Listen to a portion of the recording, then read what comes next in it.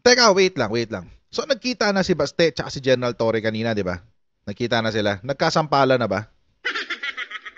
Nagkasampalan na ba? Oo. Nailabas ba ni Baste yung kanyang angas kanina sa hearing? Mukhang hindi no?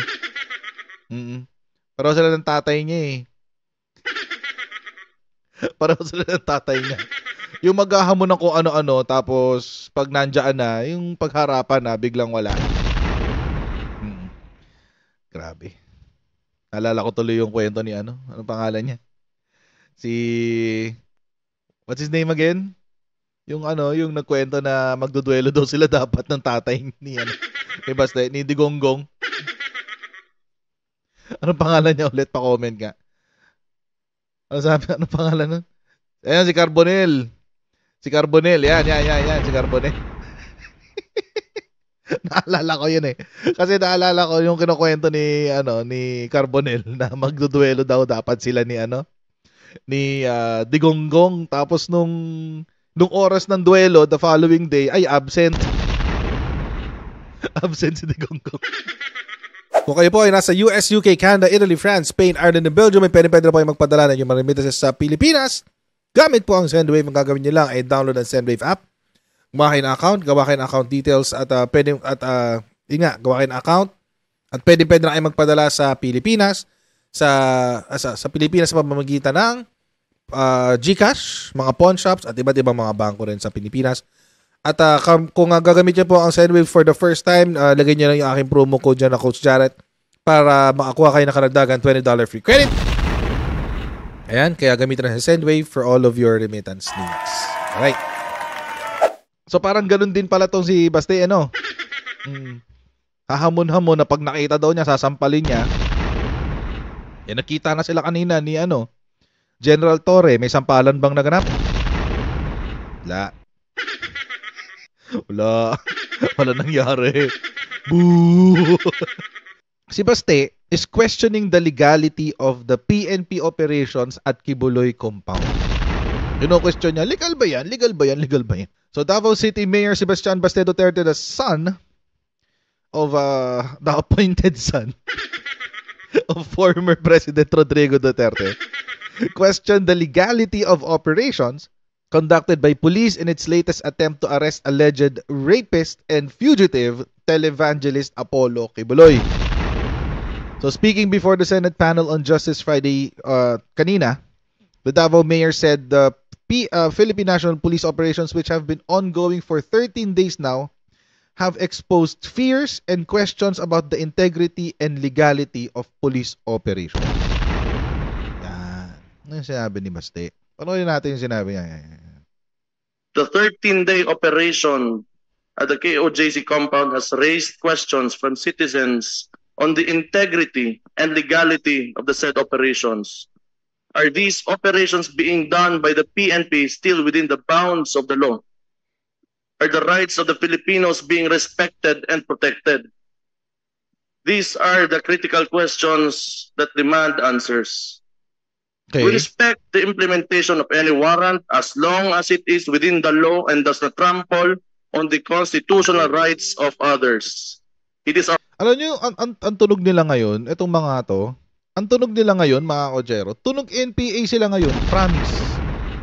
Ganyan na sila, ganyan na yung mga nila, yung mga linyahan nila na it does not trample upon the rights of others, blah blah blah blah blah blah. Ganyan yung ganyan ngayon ang tunog nila. Tunog CPP, NPA, NDF na sila. Oo, konti na lang, konti pa. Bumuo kayo ng sarili nyong armed group, NPA na kayo. Tuloy natin to si Baste. Our firm belief that the pursuit of justice must never come at the expense of fairness and due process. Sabi niya, I am of the firm belief, sabi ni Baste. Parang may pa siya, may conviction I am of the firm belief that it is our firm belief that the pursuit of justice must never come at the expense of fairness and due process. Yun. Dapat daw may fairness and due process. Sabihin mo yan kay Kian De Los Santos. Hayop kayo. Nakakagalit. Nakakagalit, guys. Totoo lang. Sabihin nyo yan sa lahat ng mga inosenteng pinagpapatay nung war on drugs. Sabihin nyo yan sa 30,000 na napatay nung panahon ng tatay mo sa war on drugs. Fairness and due process?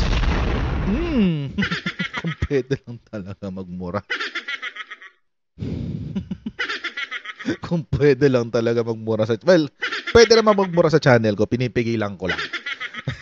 See the hypocrisy of this guy. My goodness. The audacity. Audacity. Oh, you heard it here first, yung word na audacity.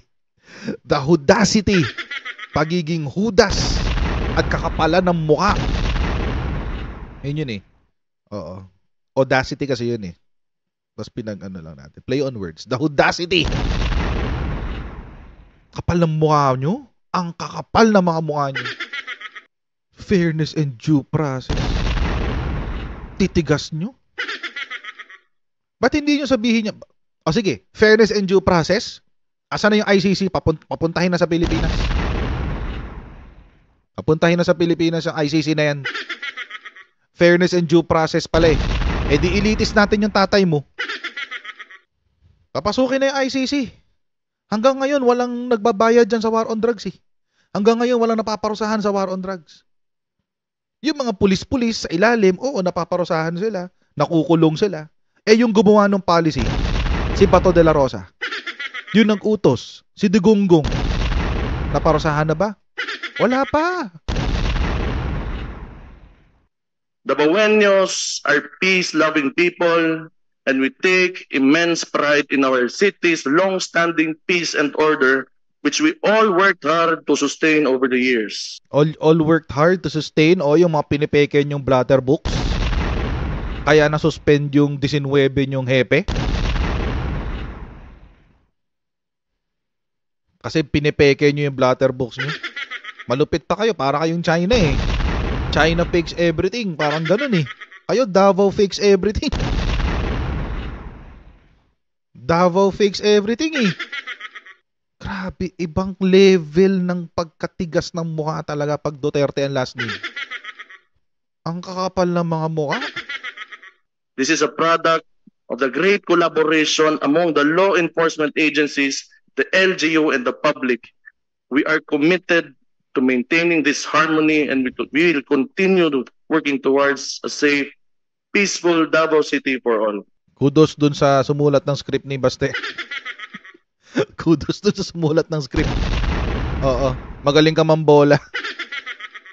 But I don't know kung sino yung audience mo dun eh. Ang audience mo ba is the Filipino people? Ang audience mo ba dun ay ang mga chairperson ng hearing na yan? Sino bang audience mo dyan? Kasi kaming mga Pilipino, hindi na kami naniniwala sa drama nyo eh. Karamihan ng mga Pilipino, hindi na naniniwala sa drama nyo. And if anything, mga kotsero, kung meron mang nag-iisang hadlang, kung meron mang isang hadlang sa hustisya diyan sa Davao City, wala tayong ibang titignan kung hindi si Baste Duterte and family.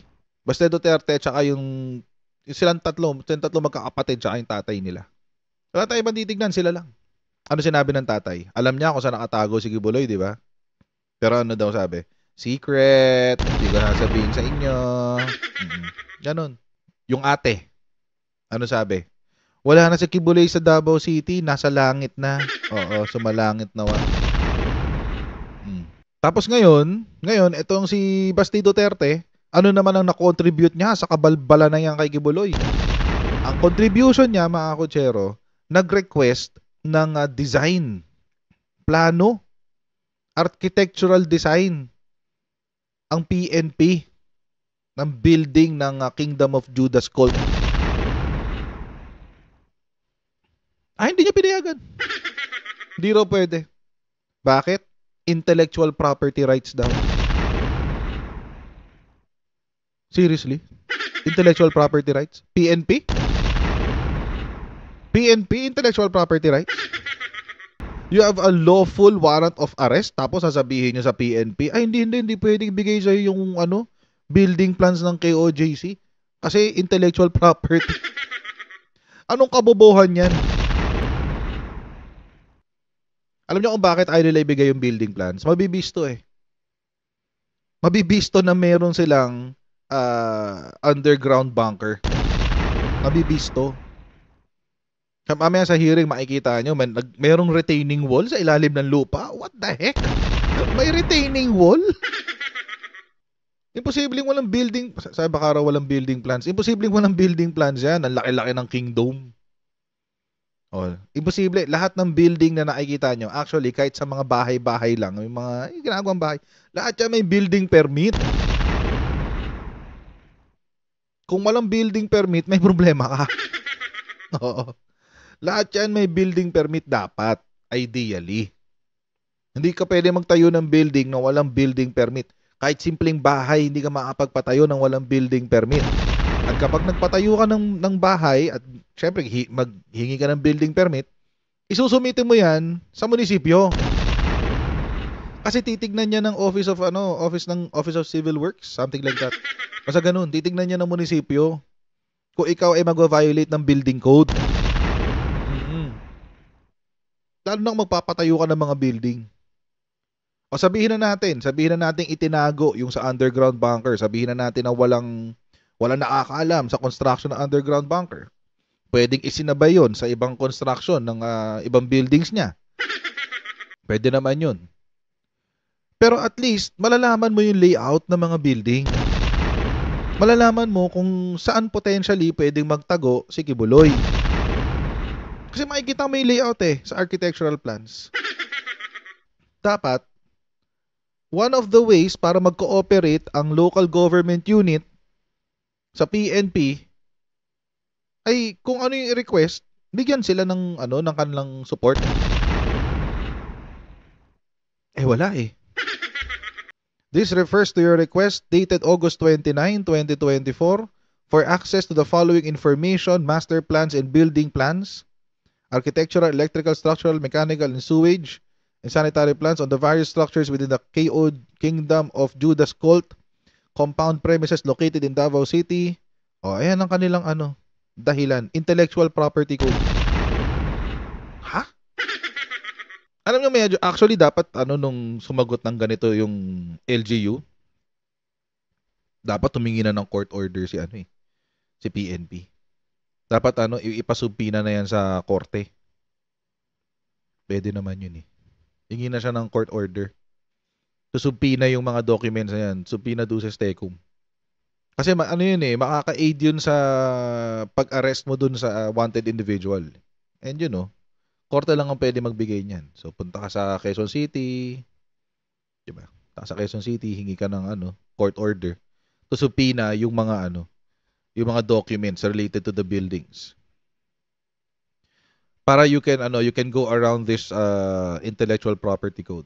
Kasi ang kinakatakot nila, baka raw gayahin. Oo, kasi yung design daw is property. Oo, property ng owner at kailangan doon ng kanilang authority or permission from the architect or creator of the plan. O di pa subpoena duces tecum nyo. Para wala silang laban. Intellectual property. See? So kung meron mang hadlang sa sa paghuhuli kay Kibuloy, it's very obvious at this point kung sino ang hadlang. At yan yung pamilyang Duterte. Pamilyang Duterte. The Godfather.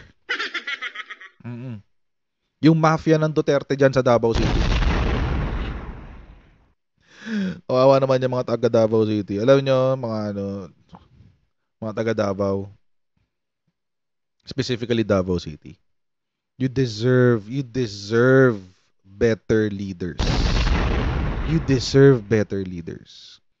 Sabi ni SMC, baka naman talagang walang papel. Posible yan. Pero, kapag nabisto na walang papeles, yung underground bunker, o di liable ka naman ngayon sa dito? Hindi building code ng tawag eh. Iba yung tawag eh. Kalimutan ko, sorry. Local government code. Yun. Kasi ano yan eh. Nasa local government yan eh. I could be wrong though. Sa local government code. Basta may I forget. Hindi, di building code eh. Iba pa yung building code. Building code is sa standards yun ng building eh. Moving forward. So ayun na nga. So kung meron mang napakalaking hadlang para sa pagkamit ng hustisya ng mga ng mga nagreklamo laban kay Kibulok, really it's the Duterte family. Wala nang iba eh. Yung tatay sabi secret daw, secret. Tapos yung panganay na anak sabi nasa langit. Tapos itong bunso nung humingi ng building plans sa LGU, dininay. Hindi raw pwede kasi IPO, intellectual property. What the F? Nagawang tanga yung mga PNP. Panganay ba si Pulong o di yung yung babae? Yung babae. Tapos ito pa, why are you going around questioning gaano katagal ang PNP diyan sa compound? Sabi ni Baste, gaano kayo katagal diyan? Bakit? Ikaw ba may-ari? Dapat nga ito pang si Baste ang katuwang ng PNP sa implementation ng warrant of arrest. Dapat siya yung katuwang eh. Kasi siya yung essentially the PNP, lalo yung mga hindi regional offices eh, yung mga detachment, tama ba? Detachment ba ang tawag doon? O basta yung mga opisina ng PNP sa mga rehiyon, sila ay under ng LGU kadalasan. Under sila ng LGU. And actually pati yung regional offices. Yeah. Sila nasa ilalim sila ng LGU. So dapat katuwang nila yung mayor. Lalo pag may ganitong high profile na kriminal. Criminal siya, by the way. Pugante yan, si Kibuloy. Don't make the mistake of believing what Atty. Torion said. Kasi si Atty. Torion ay hindi Supreme Court. May decision na po ang Supreme Court dyan. At ilang beses na ho nating sinabi yan. Na ang mga pugante ay hindi lamang yung mga individual na tumakas sa kulungan. Kasama rin po sa mga pugante ang mga individual na dapat ay lilitisin pero ayaw sumuko o ayaw magpakita sa korte. Sila ay tinatawag din ng ating Korte Suprema na pugante. So, wag po tayong maniniwala sa sinasabi ni Atty. Torion. Dean siya ng law school pero alam naman natin kung ba't niya sinasabing ganun. Siyempre, kailangan niyang pabanguhin ang imahe ng kanyang principal o kanyang kliyente na si Apollo Kibuloy. Kanina sa hearing, sinagot din siya ng if I'm not mistaken, former IBP commissioner yata yung sumagot sa tanong kung gaano ba katagal pwede magstay ang PNP sa compound ng KOJC. Sinagot siya, ang sagot ay only. Basically, hanggat hindi nahuhuli si Kibuloy. Hanggat hindi siya nahuhuli. So, only. Only siya. Ano yung rational? Ang rational daw kasi is this. The execution of the warrant of arrest is a continuing activity. Continuing activity. Isabihin, patuloy na nangyayari. Hanggat hindi mo nahuhuli, hindi siya matatapos. Yun yung rational. Kasi titigil lamang ang warrant of arrest kapag nahuli mo na.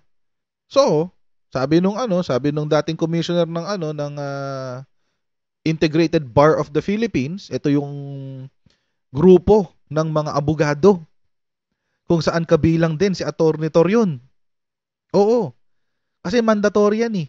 Pagkapirma mo, pagkapasa mo ng bar, At pag pirma mo, automatic, member ka ng Integrated Bar of the Philippines at magbabayad ka na ng iyong annual fees.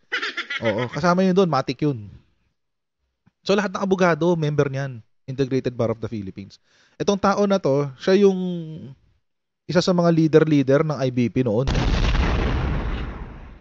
So hanggat hindi nahuhuli si Kibuloy, tuloy-tuloy lang ang warrant of arrest. Tuloy-tuloy lang din yung efforts para mahuli siya. So dapat ang tanong ganito, actually tama yung sagot ni General Torre kanina kay Bato. Kasi tinanong siya, hanggang kailan kayo nandyan? Ang sagot ni General Torre, hanggang sa mahuli namin si Kibuloy. That is the right answer. Yun po ang tamang tanong. Sagot sa tanong. Kasi yun talaga yun. Hanggang mahuli siya. There's no ifs or buts. Why? Because the police, the PNP, are agents of the state, deputized or empowered by our state to enact lawful orders of the court. Korte po ang nag-uutos na hulihin si Kibuloy, hindi ho ang executive. Ay, disagree ako doon, Romelski. Alam ni Attorney Toron yan. Alam ni Attorney Toron lahat ng sinasabi natin yan. Alam niya lahat yan. Hindi lang niya sinasabi. Ayaw lang niyang sabihin para patuloy na manatiling bulag at uninformed yung mga taong nakikinig sa kanila. Ganyan ho, lalo yung mga DDS, ganyan ho kayo ginagawang tanga ni Duterte. Kayo mga DDS, kung mga sumusuporta kay Digonggong, tsaka sa mga anak niya, ganyan kayo ginagawang tanga ng mga Duterte. At nung mga sumusuporta sa kanila na medyo mas malapit pa sa kanila. Imagine, yung mayaman silang lahat. Kayo hindi. Bakit? Si Kibuloy, nung panahon ni Digong, walang tigil yung kanyang paggawa ng krimen. Money laundering dito, money laundering kaliwat kanan. Yumaman siya, di ba? Si Jason sa 1 million a month. Yung propagandista niya. Yumaman siya, di ba? Yung mga Duterte. Yung panganay, si Pulong daw si panganay. May 51 billion. Si Sara, merong so far, yung mga misappropriated niya, mga notice of disallowances, nasa 12 billion, 5 billion, etc. Si Digonggong, ang dami. May Parmali, may PhilHealth, etc. May free gates. Si Bongo, yung mga kapatid niya, yumaman sa construction projects ng gobyerno. Lahat sila yumaman, maliban sa inyo, sa mga supporters. yung mga naikipagbakbakan tooth and nail para lang ipagtanggol silang lahat. Si Roque yumaman sa Pogo. Tapos, yung mga nagtatanggol sa kanila, ano nangyayari? Wala. Buti pa nga yung mga bubulagers na babayaran eh. Yung mga Duterte bubulagers. At sila may nakukuha sila kay Duterte. Yung mga totoong supporters lang. As in, buong puso't isip at buhay. Yun lang ang puhunan. Walang nakukuha. Kaya kapag sumusuporta ka talaga ngayon sa Duterte, olats ka. Nagpapakatanga ka for free. Diyos ko.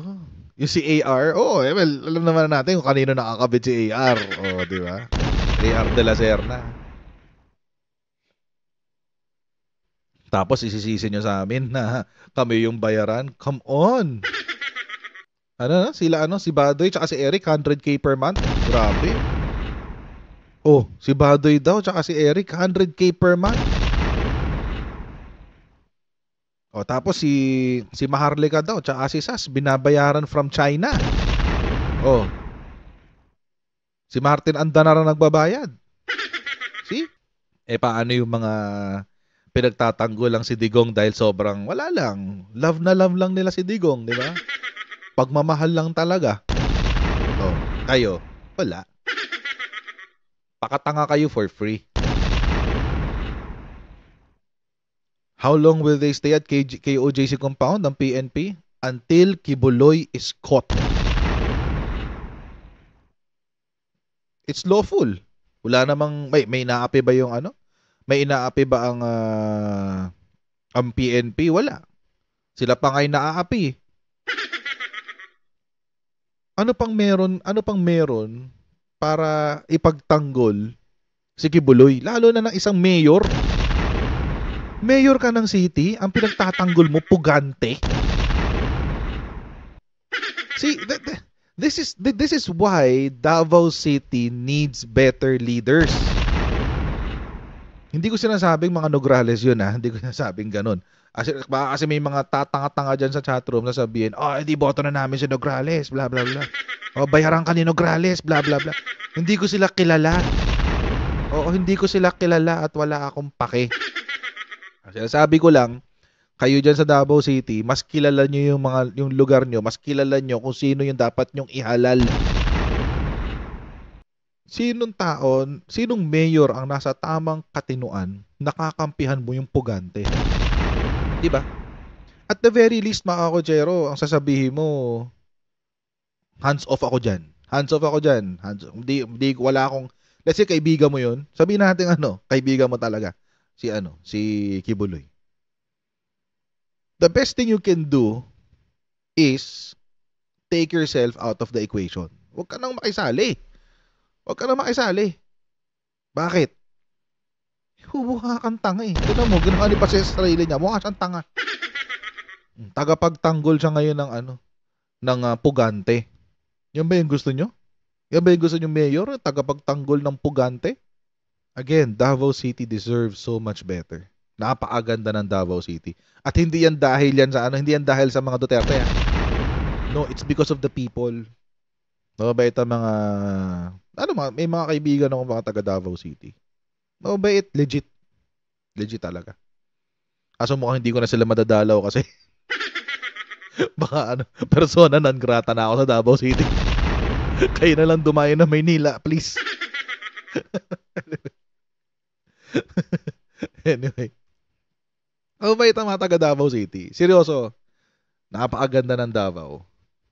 You deserve so much better than the Dutertes. Seriously. You deserve so much better. So, ako personally, I think hindi siya makakasuhan dyan. Kasi,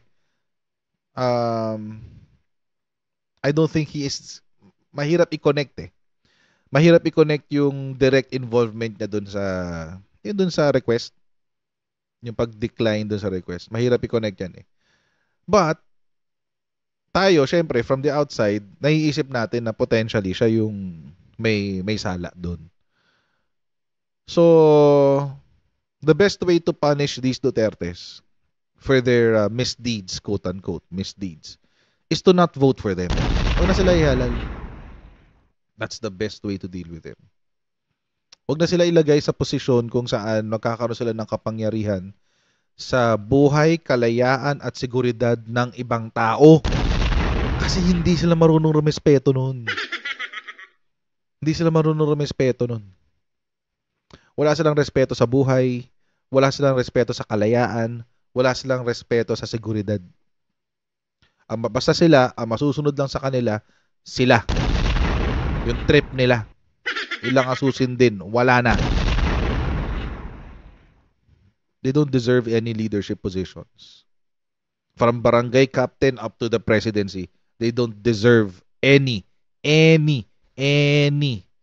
position in government. Kaya, ayun mga kotsero, once again, maraming po salamat sa inyong patuloy pagsuporta sa ating channel, and I'll see all of you in our next Coach Jared Live. God bless and see you next time, guys. Bye!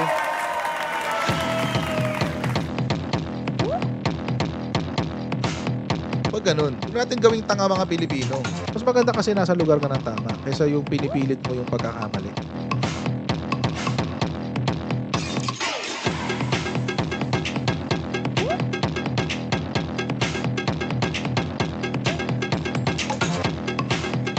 Are they willing to go that far? Hindi nakakalimutan ng Pilipino yan hanggat di nasasagot niya.